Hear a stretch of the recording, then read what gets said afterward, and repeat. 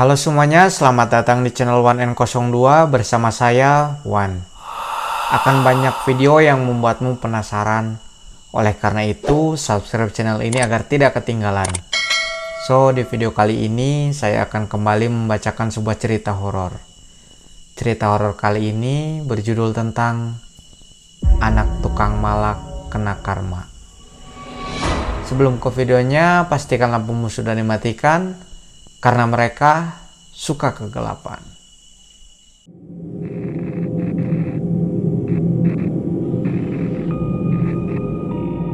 Di sebuah desa terpencil, ada satu sekolah yang hanya diisi oleh anak-anak dari warga setempat. Sekolah itu sederhana, bangunannya dari kayu tua dengan genteng yang sering bocor saat hujan. Tapi anak-anak di sana belajar dengan tekun. Mereka tak peduli jika papan tulis retak atau bangku goyang. Namun, ada satu hal yang membuat suasana sekolah itu tidak menyenangkan.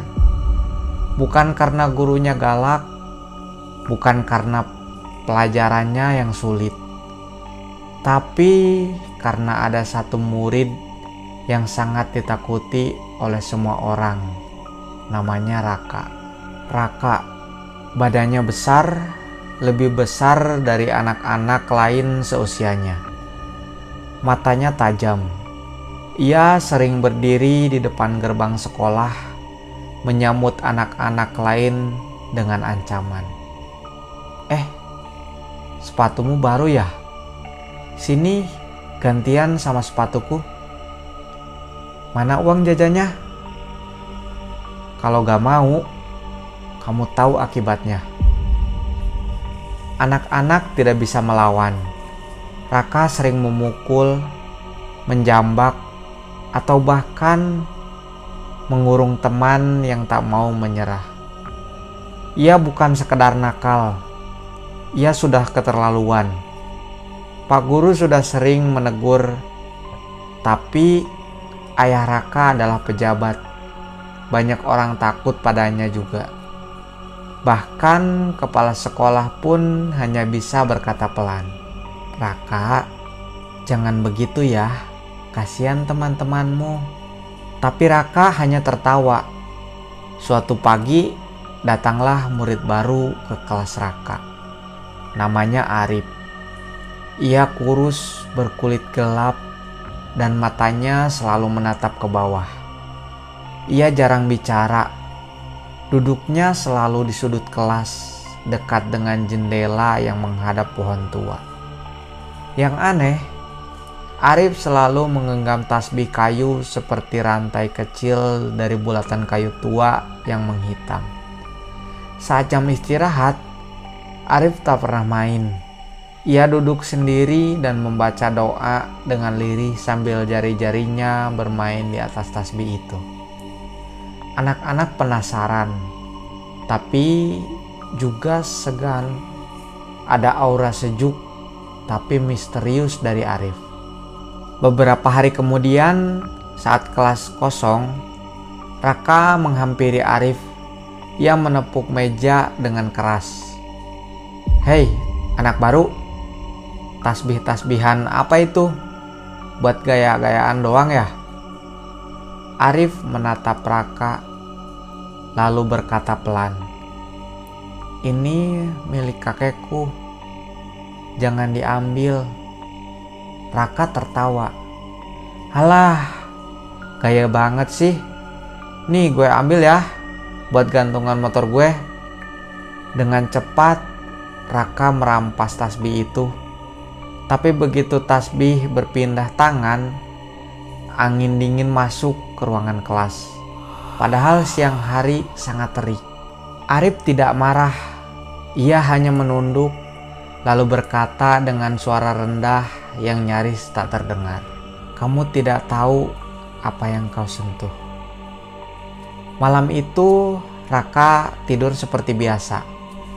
Tapi sekitar jam 2 dini hari, ia terbangun karena suara aneh di dalam kamarnya. Suara itu seperti butiran kayu saling beradu, seperti seseorang yang sedang menghitung tasbih di dalam gelap. Raka menyalakan lampu, tapi lampunya mati. Lalu ia melihat sesuatu berdiri di sudut kamar. Sosok tinggi, berjubah hitam, mukanya gelap, tapi matanya merah menyala seperti bara. Sosok itu berjalan perlahan menghampirinya sambil terus memainkan tasbih. Kau sentuh yang bukan milikmu. Kini kau akan dihitung pula. 1, 2, 3. Raka berteriak, tapi suaranya tak keluar. Ia menggigil, tubuhnya terkunci, lalu semuanya menjadi gelap. Pagi-pagi sekali, warga desa menemukan Raka tergeletak di tepi kebun dekat sekolah tak sadarkan diri. Tubuhnya penuh luka gores seperti dicakar, dan di tangannya masih tergenggam tasbih itu. Tapi warnanya kini hitam gosong, berasa ringan dan terasa panas. Setelah sadar, Raka tidak bisa bicara, matanya kosong. Bila malam tiba, ia selalu mengigau. Dia hitung aku setiap malam makin dekat. Orang tuanya panik. Mereka membawanya ke orang pintar, ke ustadz, ke dukun, tapi semuanya berkata hal yang sama. Anak ini telah mengusik sesuatu yang tidak boleh disentuh. Penjaganya sangat marah. Malam ke-13 setelah kejadian, Raka ditemukan meninggal gantung diri di kamarnya. Dan di lantai bawah kakinya tergeletak tasbih hitam itu. Tapi kini ada seperti tulisan yang terukir di bulir kayunya. Tak ada yang bisa membacanya, tapi setiap kali tasbih itu disentuh, orang itu pasti jatuh sakit.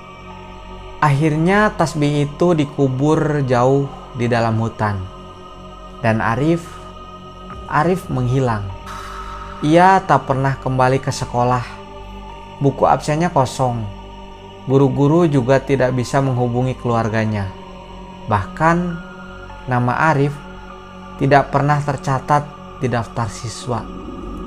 Dan sejak hari itu tak ada lagi anak yang berani memalak di sekolah itu. Tamat.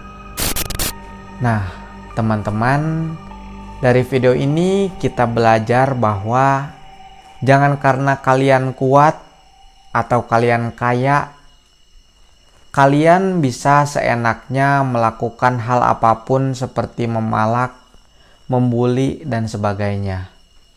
Karena suatu hari pasti akan ada karma di balik apa yang dilakukan.